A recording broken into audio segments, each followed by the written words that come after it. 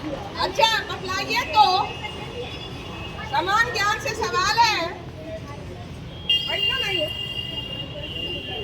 2 अक्टूबर के दिन किन किन महापुरुषों का जयंती मनाई जाती है? हाँ बोलिए।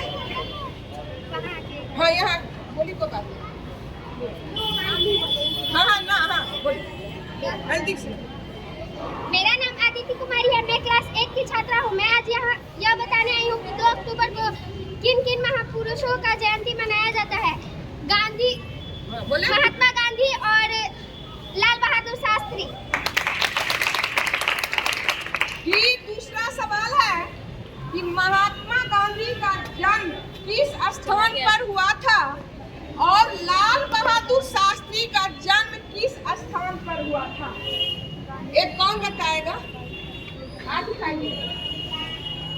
महात्मा गांधी का जन्म स्थान और लाल बहादुर शास्त्री का जन्म स्थान। हाँ हाँ हाँ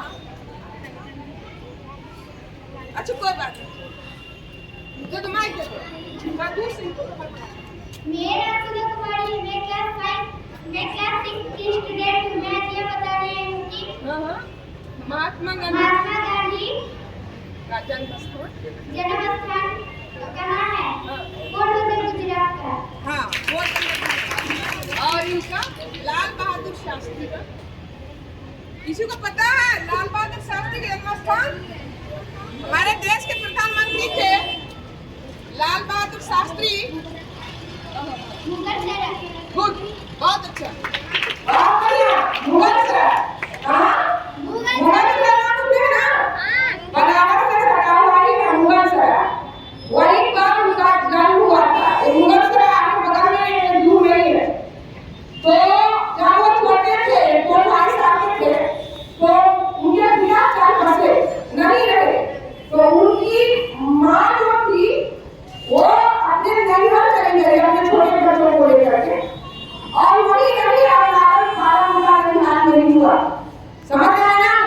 और उन्होंने अपनी शिक्षा दीक्षा पूरी की, वो शास्त्री की उपाधि प्राप्त की, लेकिन बहुत ऊंची शिक्षा नहीं ले पाए, लेकिन उन्होंने शिक्षा ली।